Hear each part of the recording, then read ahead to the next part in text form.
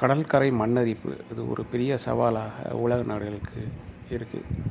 ஏன்னா உலக மக்கள் தொகையில் 40% மக்கள் வந்து கடற்கரை ஓரத்தில் வசிக்கிறவங்களாக இருக்காங்க. இந்த கடல் மண்ணரிப்பு, இந்த சீ லெவல் அதிகமாகறனா கடலோட மட்டம் அதிகரிக்கிறதுனாலையோ இல்லை என்விரான்மெண்டல் டிசாஸ்டர்னாலேயோ அபரிமிதமான கடல் அலைகள் மண்ணை அரித்து நம்ம நிலப்பரப்பு வந்து கொஞ்சம் கொஞ்சமாக குறைஞ்சிக்கிட்டே வருது. அது கடற்கரையோர பகுதிகளில் அப்படின்றது ஒரு நிதர்சனமான உண்மை. இதை தடுக்கும் விதத்தில் நிறைய நாடுகள் இந்த கடற்கரை ஓரத்தில் நிறைய சுவர்களை கட்டுறாங்க.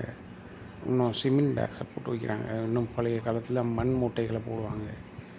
ஆனால் இதுக்கு உண்டான எஃபோர்ட்டும் செலவும் அதிகமாக இருக்கிற காரணத்தினால இதை எல்லா இடங்களுக்கும் பண்ண முடியாது. இதை இன்றைய அறிவியலாளர்கள் எப்படி தடுக்கலான்னு சொல்லி லேப் லெவலில் டெஸ்ட் பண்ணி பார்த்ததில் நம்ம கடலில் இருக்க சிப்பி, சங்கு இதெல்லாம் ஒரு உதாரணமாக எடுத்து ஒரு ஆய்வு செஞ்சு பார்த்துருக்காங்க லேப் லெவலில். அது என்னென்னா, ஒரு சங்கு அது எப்படி நம்ம அந்த சங்கை கட்டிக்கிறது அப்படின்னா, கடலில் வந்து கடல் நீரில் அபரிமிதமான மினரல்ஸ் நிறையா இருக்கும். அதை இந்த சங்கு டிசால்வ் பண்ணி அதை கரைச்சி அதுக்கு தேவையான ஹார்ட் சாலிடான சிப்பியாவோ இல்லை சங்காவோ அதை கட்டிக்கிறது. அதே டெக்னாலஜியாக தான் இவங்க இந்த ஆராய்ச்சியாளர்கள் இந்த எவல்யூஷனான இன்ஜினியரிங் டெக்னாலஜியை பயன்படுத்தி, அது எப்படின்னா எலக்ட்ரிக்கல் ஃபீல்டை அந்த கடல் தண்ணியில் பயன்படுத்துவது மூலிமா, அதாவது மைல்டான எலக்ட்ரிக்கல் கரண்ட்டை அதில் பாஸ் பண்ணுற மூலிமா கடல் தண்ணியில் இருக்க மினரல்ஸை டிசால்வ் பண்ணி இந்த கடல் ஓரத்தில் இருக்க அந்த மணலை வந்து ஒரு சாலிட் ராக்காக, அதாவது ஒரு சிமெண்ட் பேஸ் ராக்காக மாற்ற முடியும் அப்படின்னு சொல்லியிருக்காங்க. அதுக்கு 2லிருந்து 4 வோல்ட் கரண்ட்டை பாஸ் பண்ணுறது மூலிமா கடல் தண்ணியில் இருக்க மினரல்ஸ் டிசால்வ் ஆகி ஒரு கடினத்தன்மை பெற்ற ஒரு சிமெண்ட்டாக அந்த கடற்கரை ஓரத்தில் இருக்க மணல்கள் கடினத்தன்மையான ஒரு பாறையாக மாறுறதா சொல்லியிருக்காங்க. இதை ஆய்வகத்தில் டெஸ்ட் பண்ணி சாதிச்சும் காட்டியிருக்காங்க.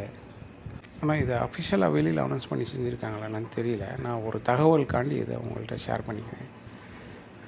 அது அவங்கள்ட்ட மறுபடியும் அது ஒரு கேள்வி வைக்கலை. இதனால் கடல்வாழ் உயிரினங்களுக்கு எதுவும் பாதிப்பு இருக்கா அப்படின்றது பட்சத்தில் இது மைல்டான கரண்ட்டு. இது ஒரு ட்ரையல் பேசிஸில் செஞ்சு பார்த்துருக்கோம்.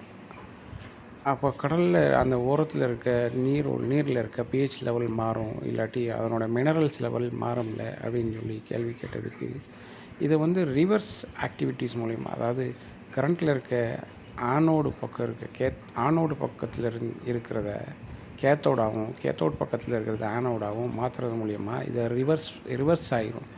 அதாவது மறுபடியும் அந்த சாலிடான மெட்டீரியல் திருப்பி மண்ணாக மாறுறதுக்கு சான்ஸ் இருக்குது அப்படின்றாங்க. இதை அவங்க அறிவிக்கையில் நம்ம நார்மல் சிமெண்ட் பேஸ் போட்டு கட்டுறதா இருந்தாலோ இல்லை தடுப்புச்சுவர் மாதிரி கட்டுறதா இருந்தாலோ பெரிய அளவில் பொருள் செலவு, ஆள் செலவு தேவைப்படுது. இன்னும் அது எந்த அளவுக்கு எஃபெக்டாக இருக்குன்றத நம்மளால் சொல்ல முடியாது. ஆனால் இந்த மாதிரி எலக்ட்ரிக்கல் ஃபீல்டை பாஸ் பண்ணுறது மூலயமா வெறும் கம்மியான செலவில் நிறைய